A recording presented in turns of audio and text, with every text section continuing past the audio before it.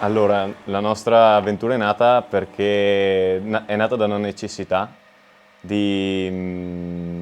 l'università non ci dava più lo stimolo di andare avanti,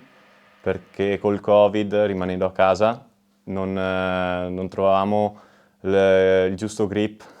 a parte dei professori e non attiravano l'attenzione, almeno questo è stato il mio caso, molto simile al suo. E durante tutto questo periodo c'è stata questa occasione che abbiamo avuto modo di incontrarci e di unire le forze per costituire una partita IVA e andare ad acquisire un'azienda che ormai sono 35 anni nel settore, anche 40,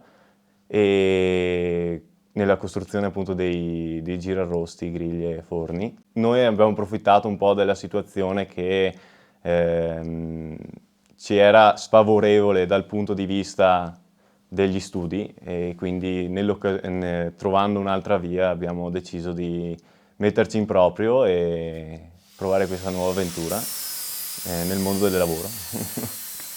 Allora, diciamo che da questo punto di vista fortunatamente avevo l'appoggio di mio papà che da anni mi permetteva di lavorare nella sua carpenteria e di conseguenza una cosa rara ma che si trova insomma anche tra i giovani, ero una delle poche ragazze che appunto sapeva lavorare anche manualmente, sapeva saldare, quindi già parte della manualità era a me domestica, insomma, ne ero a conoscenza. Sicuramente è stato la parte più difficile da imparare forse sono stati i passaggi per fare i girarrosti. Inizialmente c'era una confusione in quanto c'erano tante tipologie, almeno per me c'erano tante tipologie di girarrosti, ognuno aveva i propri ingranaggi, ognuno aveva le proprie boccole, quindi dover ricordare tutto, dover ricordare tutti i modelli mi faceva preoccupare. Per fortuna è una cosa che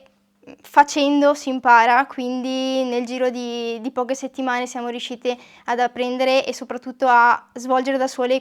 la maggior parte di questi lavori. Ci siamo trovati davanti un'officina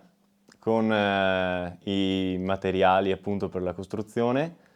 senza però dovendola approcciare con un metodo che era all'antica. Nel senso che i pezzi erano un po' sparsi ovunque e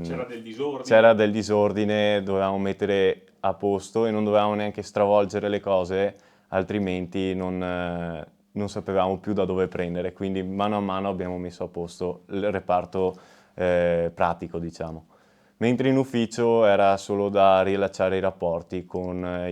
alcuni fornitori e ritrovare il giusto ritmo tra ordini e richieste. Abbiamo dovuto fare alcuni lavori dal punto di vista burocratico perché ci sono state come dire, dei paletti che ci hanno costretto a iscriverci a determinate categorie e queste informazioni nessuno te le dà, nessuno ti informa e nemmeno il nostro commercialista era a conoscenza di certe cose e quindi ci siamo dovuti sforzare e fare le corse per poter arrivare giusti, perfetti a quello che è stato poi l'inizio dell'attività. È stato il vecchio fondatore a insegnarci tutti i passaggi, tutti gli step e tutti i dettagli che solamente lui conosceva perché lui stesso ha ideato queste macchine. Lui stesso ha ideato anche le macchine che ci permettono proprio di svolgere questi lavori, come per esempio la pressa che abbiamo visto prima, è stata lui a crearla. È una pressa ad aria. Il prodotto finito che diamo al cliente è una macchina, un girarrosto, almeno per l'80% della nostra produzione è basata su questo tipo di macchinario, che è professionale perché è pensato per i ristoratori, ma è adatto anche a un pubblico domestico, quindi a una famiglia o comunque una compagnia di amici che vogliono fare festa. Per il futuro, al momento lavoriamo e rimaniamo qua qualche anno perché i clienti sono abituati a questo posto, alla vecchia azienda RZ e vengono qua direttamente. La nostra idea è di ampliare la nostra officina, il nostro magazzino e soprattutto i nostri clienti, e di conseguenza vorremmo avere la possibilità in un futuro di potersi trasferire in una fabbrica più grande.